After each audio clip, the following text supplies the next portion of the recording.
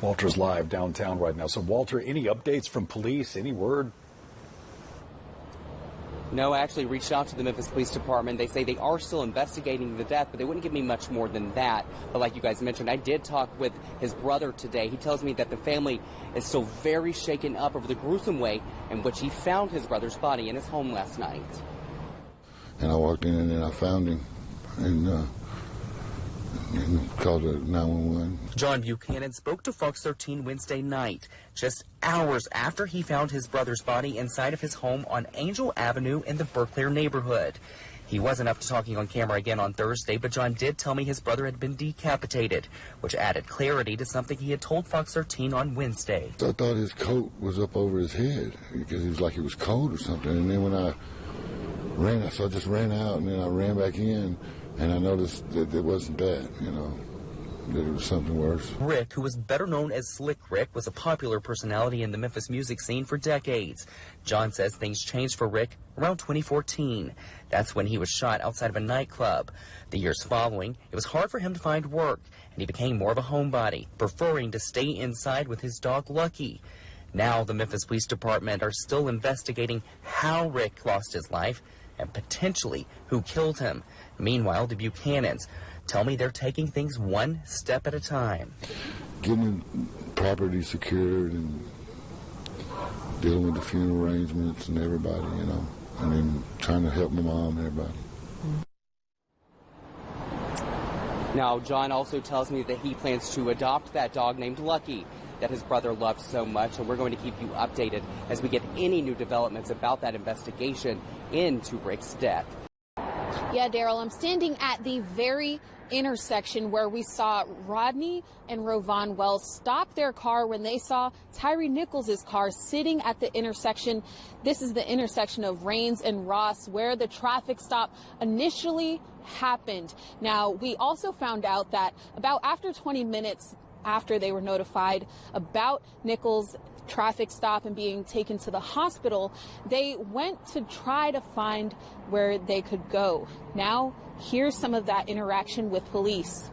Yeah, good evening, Daniel. It was a very emotional time in that first appearance today. I was sitting in the same row as Cordarian Kraft's mother, and that's when the sniffles and the tears began. At one point, we could even see her son mouth the words, "I love you," to his mother. No, but before that happens, Dotson's attorney believes that she can get him off death row. And not only does she believe she can get him off death row, but she also believes that she has enough evidence to prove his innocence, making him a free man one day. When it comes to death row, I have mixed emotions about that. If you take a life, you should be willing to give yours. And due to the severity of the crime, he should stay on. He should stay on. Jesse Dotson is infamously known for murdering 6 family members on Lester Street in 2008. You would not expect it to be a family member, so that just made it even worse. But a 249-page petition filed by Dotson's attorney, Kelly Henry, explains why what was proven in court more than a decade ago is not the truth. We believe this is a case of innocence. We believe it's a false confession case and that he is wrongfully incarcerated on death row here in Tennessee. The key witness in the case was one of the survivors, Dotson's nephew, who was 11 when he testified at trial 2 years after his family's deaths. He identified Dotson as the killer, saying Uncle Junior did it. In his first interview, he gave the names of Cassandra and Roderick as the people who had committed the crime, and then became very overwhelmed with emotion, and so they properly shut down the interview. Dotson claims in the petition that he received ineffective counsel. The Tennessee Supreme Court denied the same claim last year. Henry also says Dotson was pressured to confess, partly due to the TV show The First 48.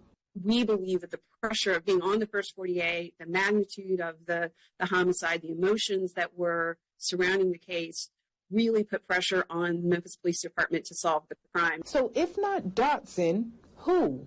Lead victim in the case, Cecil Dotson Sr., was in fact heavily involved in the Gangster Disciples, and we believe is that the Mexican cartels were actually responsible for the ultimate murders here.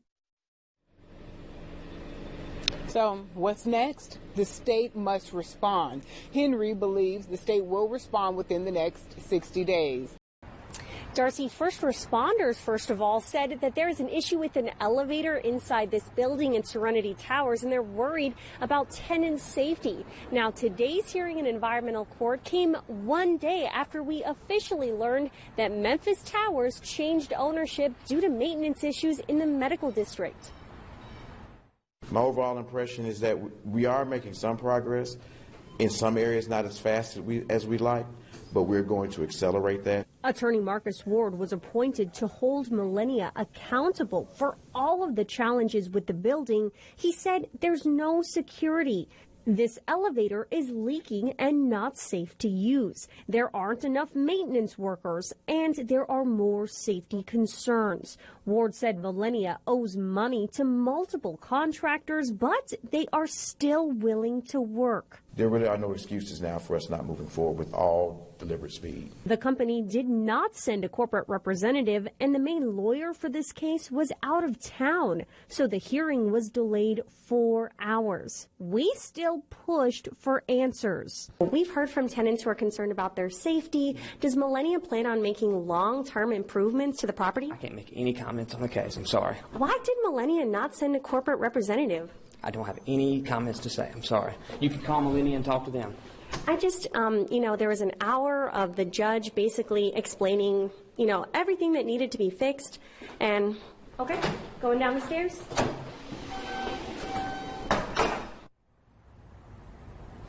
And really what we're just trying to do here is get Millennia's side on this story, which is why we're asking their attorneys, the ones who show up to the court appearances. We also emailed a public relations firm that Millennia has hired. We've emailed their media line, and we have not heard back from them all week.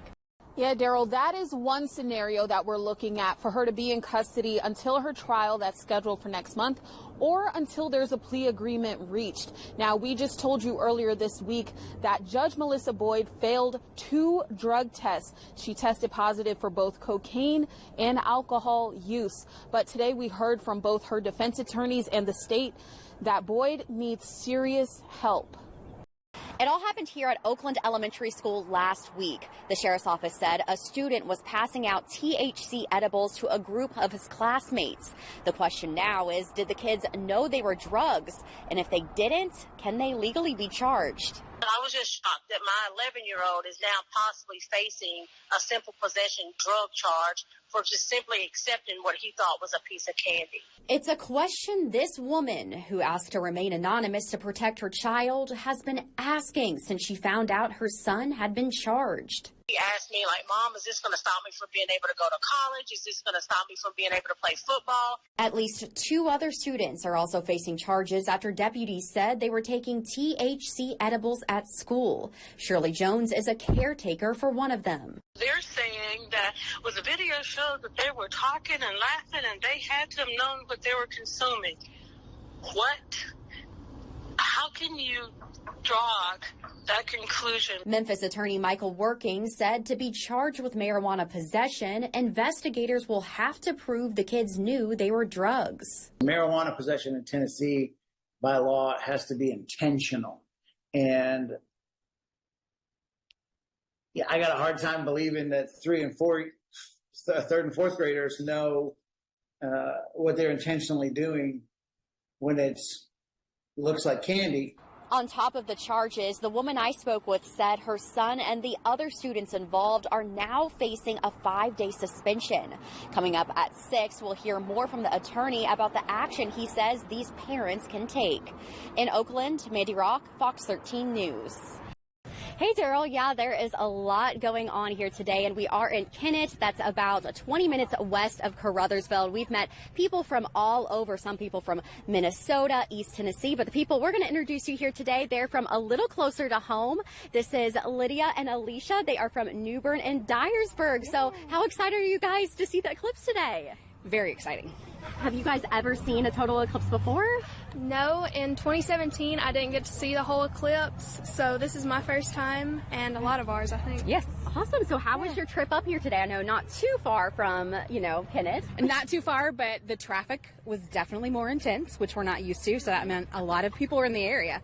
Absolutely. Yeah. So, this is just such a great atmosphere. How do you feel about seeing all these people coming together to witness this great event here today? It's so fun. We're here with our homeschool group. And so having our kids here with us to experience something that they won't get to see for another, 20 years is a pretty neat, and then, I don't know, it's just monumental maybe. Absolutely, absolutely. Well, this is just a great experience. I hope you guys have a wonderful day and enjoy this great event. Thank you guys so much. Well, we are going to give you a look if you can see what it's looking like right now. We're going to pan the camera up so you can see the position of the sun and the moon, and the eclipse started about 12:39, and about 1:57 is when we are going to see totality here in Kennett. So a lot of people very excited, and we're already starting to see some differences as well. The light is a lot dimmer, and it seems like the temperature has already started to drop. So just a lot of people excited here at this watch party today. There's a lot of food trucks. As I mentioned, a lot of people traveled from all over to be here and are just very, very excited. So we will be out here all day talking to people and keeping you updated with what happens, and just very excited to be here. So we'll pitch it back to you guys in the studio. All right, thank you, Mandy. Fox 13's Mandy Rock live in Kennett, Missouri. We'll see you again coming up later.